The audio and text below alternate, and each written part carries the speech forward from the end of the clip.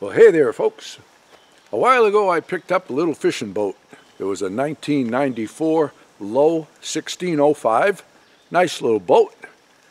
And I was just going to bring it to a boat shop and have it repowered. But I had a little bit of a rude awakening with that idea. So I decided to take matters into my own hands. Let me share my project with you. I picked up the boat for next to nothing, really. And on the way home that day, I told Lori that I'm just going to put a new motor on it. It's got an old two-stroke, 30-horse Evinrude on it. And when I go out on the water, I just want to enjoy myself. And I don't want all the headaches associated with old motors, especially old two-strokes. Boat shops didn't even want to touch the old boat. If I did find a boat shop that wanted to repower it, then it was expensive. 2 to 3 times more than I paid for the whole setup. So to replace all the cables and all that, and then the steering was kind of buggered, you know, old boats, those steering cables. And just to have it all done was, like I said, 2 to 3 times more than I paid for the boat. And then I got to thinking, because I like this boat, I go, well, what if I just take all of that stuff right off? I can take the motor off, take all the controls out, take the cable out, take the steering column, all of that stuff right out, and put a tiller motor on the back. And I can do it for about 35 to 40% of the price of replacing everything. So that's what I'm attempting to do. I'm going to rip and tear into this. So let's get started.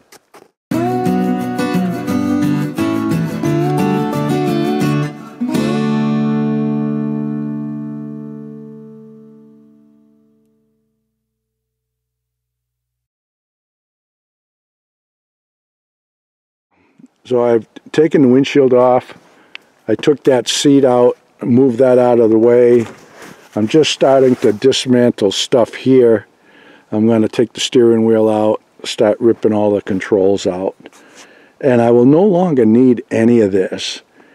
I just think it's going to work out better. I'll be able to sit right here, run the motor, troll off the back, get a fish on, shut it right off, right here. Boom. Okay? So my project is underway.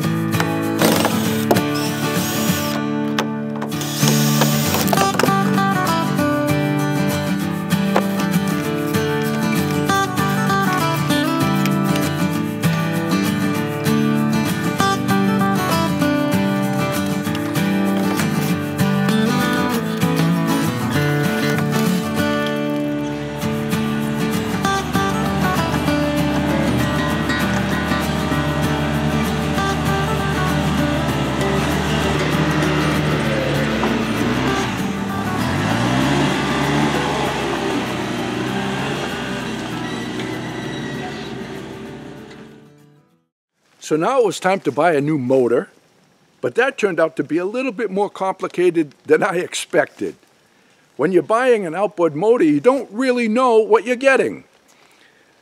My first choice was a Yamaha, second choice was a Mercury. They both have good reputations, and I can buy them locally, and I like to keep my money local whenever possible.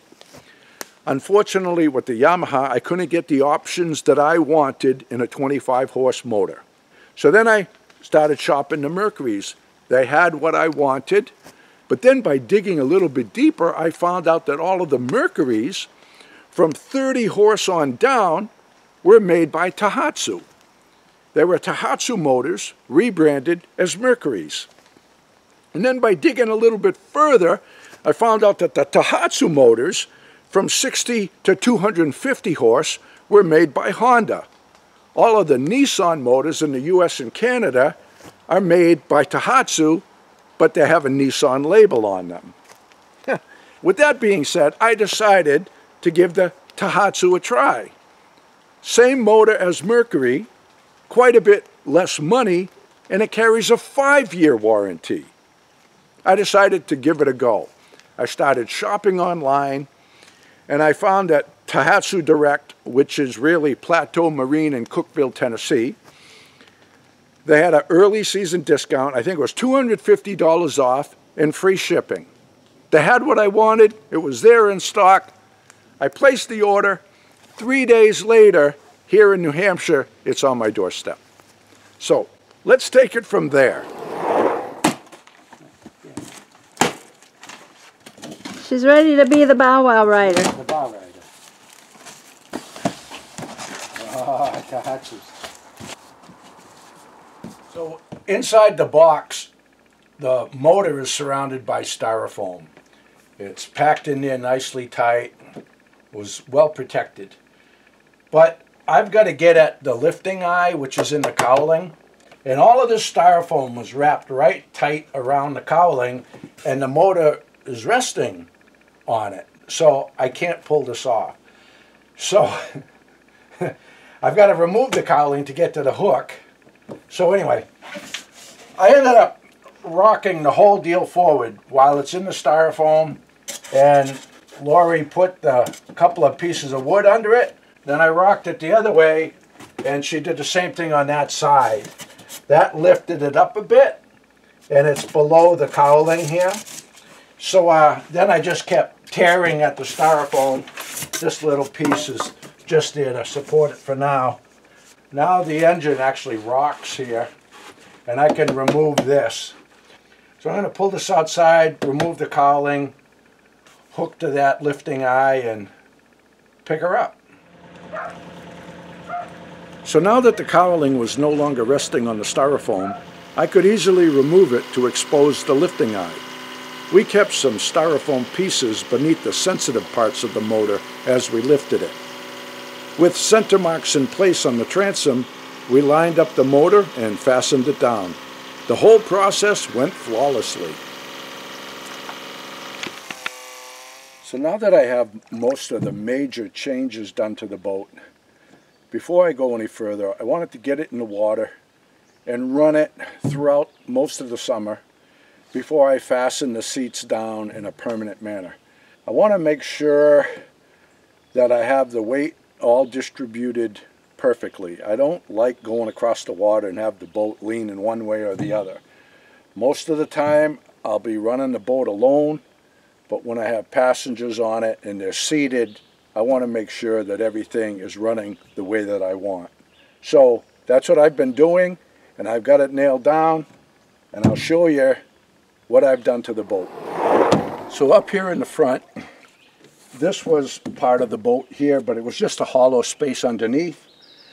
And I want to keep my boat nice and clean. I don't want coolers and a bunch of tackle boxes and all kinds of loose items all over the boat. So what I did here was I made this little enclosure. I had some scrap 1/2-inch pressure treated plywood on hand that was kept dry. It didn't really weigh anything. So I made it out of that, and then I covered it with white aluminum coil stock. And actually this works out really good when you're sitting here. It gives you a spot to rest your feet. And that's another reason why I put on the aluminum angle iron.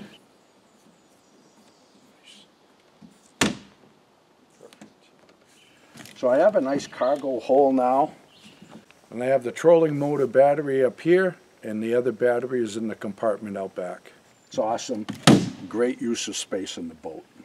Very happy with the way this came out. It looks like it was part of the boat originally. So this boat was set up with a live well. Personally, I don't need one. Most of the fishing that I do, it's catch and release anyway. And this being a small boat, I really don't need that much water weight on board, especially on one side of the hull.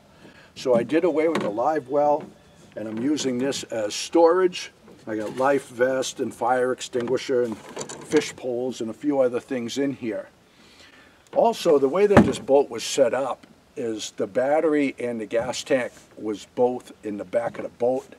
Personally, I don't like to have a battery anywhere near my gas tank, because sometimes when you're hooking it and unhooking it, it'll spark.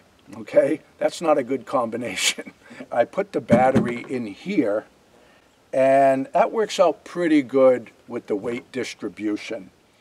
The battery cable coming from the motor isn't long enough to tack up nice and neat.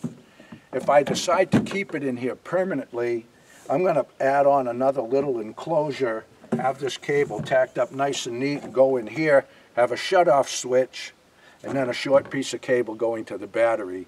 That way I don't have anything flopping around. But again, this was just a temporary basis. I have my gas tank fastened down with a strap. It doesn't move around, works out good.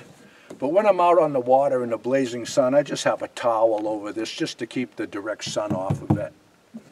So remember the steering console here. When I was tearing the boat apart, I was going to rip this console right out because I don't need it anymore. But then I found that it was riveted to the floor, but even more so, it's riveted through the hull. And I decided I really didn't want to disturb those rivets, so I left it in place, and I'm glad I did because I like what I've done with it. I ripped off the upper part with the steering wheel and the windshield, took all that right out, and you can see how it was tapered here so that when you were sitting, you had a spot for your feet. Also, all of the electrics to like the bilge pump, the running lights, things like that, came up through the floor into the console. So I have all of that right here coming through the floor. So I decided to leave this in place. I built this part out, and then I covered it with the white aluminum. I like the way it looks. It matches the boat. Kind of looks like it came that way. So here, I ended up just putting a panel. And this panel is going to have a hinge so it can tip down. Then I'm going to redo all of those electrics and have all of my switches right in here. But I don't need that right now. I just wanted to get the boat in the water and do all of my testing for the weight distribution and get everything the way that I want it. And I can do that in the shop during the winter. So I built this, put this on, and I put a cooler in here. It's all insulated around it. I have the cover mounted to this, and I even got a little bit of bubble foil right there so that when the sun is baking on this here, it's just not transferring downward. I absolutely love this setup. This works out so good, and I don't have to have coolers kicking around the boat. Anybody that comes on board with me can put their beers and beverages right in here, and it's all in one spot. This right here is just a plastic cutting board that I use for a top. Works out good, easy to clean. And also when I'm fishing and I want to change a lure or something like that, having this top in the boat is outstanding. It works out way better than I had thought it would. You know, this was a good move. I'm really happy that I left this in place. When you're shopping for a motor, you're going to see that they come in 15-inch, 20-inch, and 25-inch shaft length. What you want to aim for is this cavitation plate when the motor is in the upright position, the running position, and you put a straight edge on here, you want to have this level with the bottom of the hull. No more than an inch up or down. So I measured the hull, and it's 20-inch. So I ordered a 20-inch shaft. But when I measure from the top of the clamping plate here down to the cavitation plate, it's 22 inches. So if I were to mount this directly to the top of the hull, my cavitation plate's going to be 2 inches below the hull, and that's really going to drastically affect the performance of the boat. So what I did was I bought a piece of 2-inch by 2-inch aluminum stock, and then I mounted it to the top of the transom. I also put another secondary aluminum plate here so that this is mounted this way and it's also mounted this way. Then when I drilled right through the hull to bolt the motor down, it goes through that plate and everything is nice and secure, and the cavitation plate is exactly where I want it, and the boat runs, it rides beautifully. So when I was shopping for the motors and comparing prices, there's two things that I opted for. It's a little more money, well worth it. Not sorry that I did. One is the electric start, and of course I can just pull start it as well, right here. But the old motor that was on here, and I'm standing in the center of the boat driving, as I come into shore, I got to leave my post, come here, yank that motor up. But here, as I'm sitting right here, I got the power tilt and trim. Just fantastic. Well worth the extra money. So far, I couldn't be happier with this. Everything I've done here, I'm just loving it. I make my few other adjustments to the boat and be styling. Now my intention was to run the boat for a while and then take it back home and make all of the adjustments to the seating and whatnot. But you know what? I'm going to keep it in the water because I am having just too much fun with it. Seriously, I absolutely love all of the changes that I made, and ripping out that steering wheel was probably the best change of them all. Because as a fishing boat, before, the way that it was, I'm sitting in the middle of the boat driving, my pole is in the rod holder off the back, and I'm trolling, and then if I get a bite, I got to shut down, leave my post, go get the fishing pole out of the rod holder, and try to set the hook and whatnot. And it was just a pain in the butt. When I'm trolling, I like to keep the fishing pole in my hand. I have much better control that way. I can adjust the depth. I just enjoy it so much better. I also considered building a bench seat across the back of the boat, mainly for the storage space it would offer. Then I changed my mind, and glad I did. I replaced the original driver's seat with a swiveled one and moved it to the corner of the stern. This gives me ample footroom and allows me to pivot my body around and fish off each side of the motor. This turned out to be as good of an idea as ripping out that steering wheel.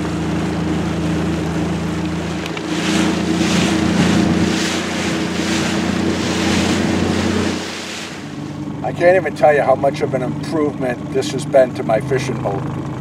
I absolutely love this. I'm total control here while I'm fishing, not like when I'm up there steering and then trolling off the back. For a fishing boat, this is the way to go, and I like that I can swivel around like this. It's awesome. And this motor just putt-putts real slow, doesn't smoke. I love it.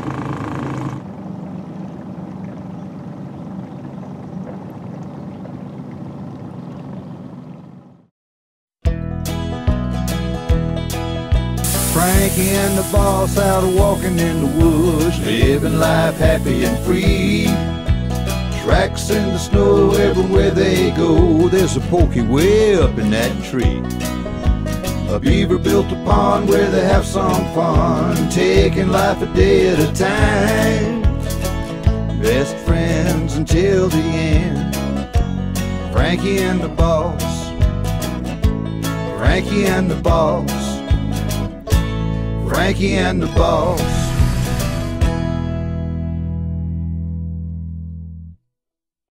Especially on mornings like this when there's not a ripple on the water.